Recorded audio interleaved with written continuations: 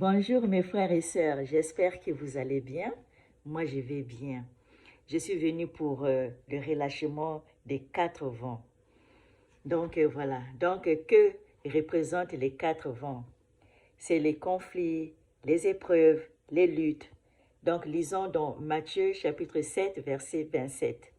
La pluie est tombée, les torrents sont venus, les vents ont soufflé et ont battu cette maison.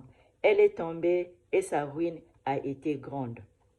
Alors, dans ces versets, ce sont les vents qui font écouler la foi de ceux qui n'ont pas bâti solidement. Donc, ça veut dire les épreuves, les conflits qui font succomber spirituellement. Voilà mes frères et sœurs. Donc, on va lire dans Daniel chapitre 7, verset 2 à 3.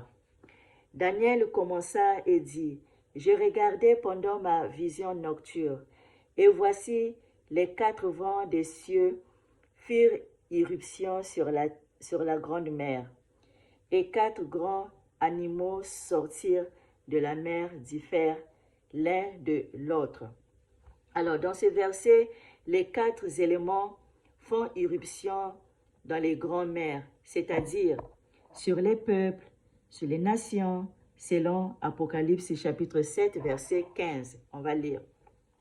Et il me dit, les eaux que tu as vues sur lesquelles la prostituée est assise, ce sont des peuples, les foules, les nations et des langues.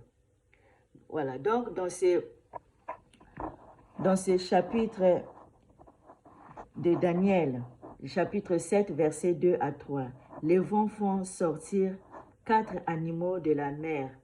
Les animaux représentent les empires, les conflits politiques, militaires sont présentés par les vents de ces versets. On va lire dans Apocalypse chapitre 7, verset 1 à 3. Après cela, je vis 4 anges debout aux 4 coins de la terre. Ils retenaient les 4 vents de la terre afin qu'il ne soufflât point le vent sur la terre, ni sur la mer, ni sur aucun arbre. Et je vis un autre ange qui montait du côté du soleil levant et qui tenait le sceau du Dieu vivant. Il cria d'une voix forte aux 4 anges à qui ils avaient été donnés de faire du mal à la terre et à la mer. Et il dit, «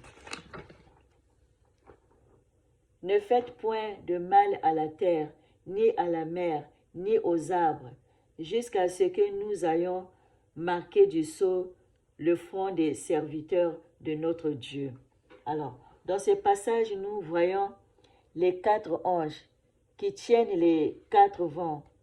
Ça veut dire les conflits et les guerres de la terre sont les 4 points cardinaux jusqu'à ce que les serviteurs de Dieu soient scellés. Ainsi, les 4 anges relâcheront les 4 vents de la terre. Après, là, il y aura des conflits, les guerres. Ça fera vraiment rage sur la terre entière jusqu'au retour de Jésus-Christ.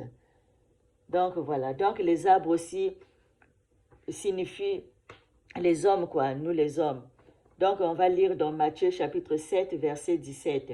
« Tout bon arbre porte de bons fruits, mais le mauvais arbre porte de mauvais fruits. » Voilà, mes frères et sœurs. On va lire les 2 derniers versets. Les deux derniers chapitres. Apocalypse chapitre 22, verset 11. « Que celui qui est injuste soit encore injuste. Que celui qui est souillé se souille encore, et que le juste pratique encore la justice, et que celui qui est saint se sanctifie encore. » Gloire à Jésus. Actes chapitre 3, verset 19 à 20. « Repentez-vous donc et convertissez-vous pour que vos péchés soient effacés, afin que des temps de rafraîchissement viennent de la part du Seigneur et qu'il envoie celui qui vous a été destiné, c'est Jésus-Christ. » Voilà, mes frères et sœurs. Donc, c'est ça signifie le relâchement des 4 vents. Donc, il y aura des conflits, comme je viens d'expliquer. Quand les serviteurs de Dieu, quand ils seront scellés, et après maintenant, les 4 anges, maintenant, ils vont lâcher les vents. Donc, les vents là, ça serait vraiment l'autre là. Les conflits, des guerres, voilà, jusqu'au retour de notre Père. Hein, donc, des épreuves, voilà, tout ça, ça présente tout ça.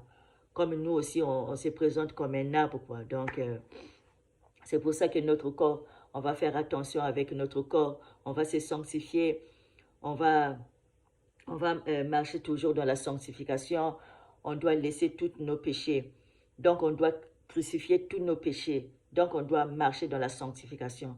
Parce que sans la sanctification, nul ne verra le Seigneur.